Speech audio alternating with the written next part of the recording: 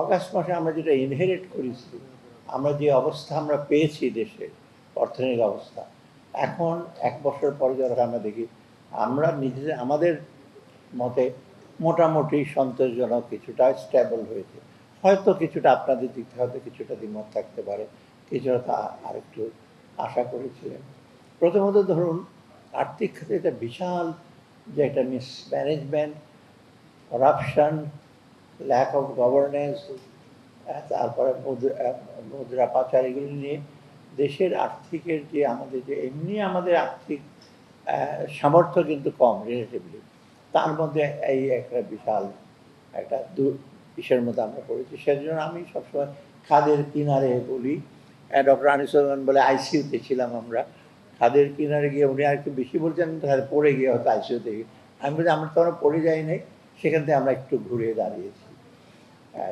তো কারণ মোটা দাগে কয়েকটা জিনিস, প্রথমত সামষ্টিক সেটা দেখেন, balance of payment account, current account, financial account সবই তো নেগেটিভ ছিল, বেশ কিছু নেগেটিভ ছিল। অগাস্ট থেকে সেপ্টেম্বর, অক্টোবর, নভেম্বর পর্যন্ত আমরা তেমন কিছু উল্লেখযোগ্য কিছু করতে পারিনি, কারণ সেই সময় তখনও কিন্তু একটু অবস্থা টালমাটাল ছিল অবস্থাটা।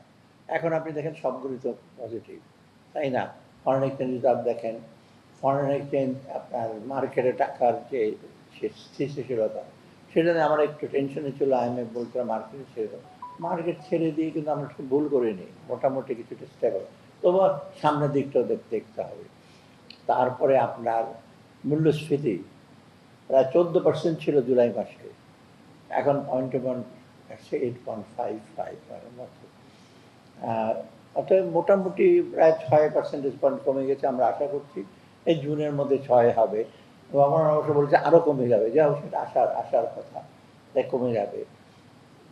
তারপরে আপনি ধরুন যে ব্যাংকিংয়ের অবস্থা, ব্যাংকের গভর্নেন্স, বেশিরভাগ ব্যাংক, পৃথিবীর কোনো দেশেই কিন্তু এরকমভাবে ব্যাংকের এরকম লুটতরাজ হয় না। আমার এক ছাত্রটা ব্যাংকের চেয়ারম্যান, গভর্নরের কথা বাদ দিলাম, গভর্নর আমার ছাত্র, সে বলছিল স্যার আমার ব্যাংকের এই, আমি তোমার ডিফল্ট কত, ডিফল্ট মানে 95% ডিফল্ট।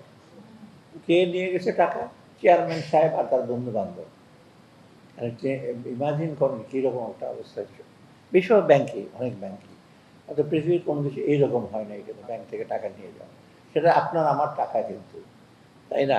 আর ধার করা, বিদেশ থেকে ধার করা, তা মোটামুটি এটা আমরা কিছুটা অ্যারেস্ট করেছি, কিছুটা থামিয়েছি। দ্বিতীয়ত আপনার রাজস্ব আদায় এখনও চ্যালেঞ্জ আছে।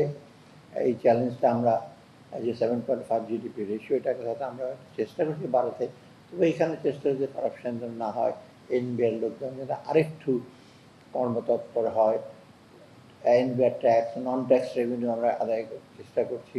কারণ আশা করি মোটামুটি কিন্তু আমরা এই সামনের দিকে আমরা এগিয়ে একটু বেটার করি। তারপরে ধরুন আপনার বৈদেশিক বাণিজ্য বলুন, বিশেষ করে বৈদেশিক এক্সটার্নাল সেক্টরটা যদি আমরা দেখি, সেখানে আমাদের রেমিটেন্স হলো সবচেয়ে, আমি বলি রেমিটেন্সে তারারও রেমিটেন্স, আমরা অনেক যোদ্ধা বলেন রেমিটেন্স, কিন্তু আসলে সত্যি কথা একজন অর্থনৈতিক ক্ষেত্রে পজিটিভ হিসেবে ওরা একজন যোদ্ধা, ওরা রেমিটেন্স পাঠাচ্ছে এখন আমাদের হাই $3 বিলিয়ন মতো, এরকম তো এরা হয়নি। আর দ্বিতীয়ত এক্সপোর্ট কিন্তু বিশেষ করে আরএমজিটা একটু কিছুটা বেড়েছে, খুব না, তবে তো একেবারে নেগেটিভ হয়ে যায় নাই। আর অন্যান্য ক্ষেত্রে যে ছোটো ছোটো এক্সপোর্টগুলো ওটা ইচ্ছে হচ্ছে। আর আপনার এক্সটার্নাল খাতে যেটা যদি আমরা ধরি, আমাদের যে বিশেষ করে এডিপি প্রকল্প আপনারা দেবেন, আমাদের যখন আমরা ইনহেরিট করি প্রকল্পগুলো কিন্তু অনেকগুলো কিন্তু রাজনৈতিক বিবেচনায়, আপনারা নিজেরাও জানেন অনেক প্রজেক্ট নেওয়া হয়েছে যেটার আপনার এখন তো অগ্রগতি, আজকে দেখছিলাম একটা অগ্রগতি 3 না 4% একটা প্রজেক্টের অগ্রগতি, 1-2 টাকার না, সব 500 কোটি টাকার একটা প্রজেক্ট।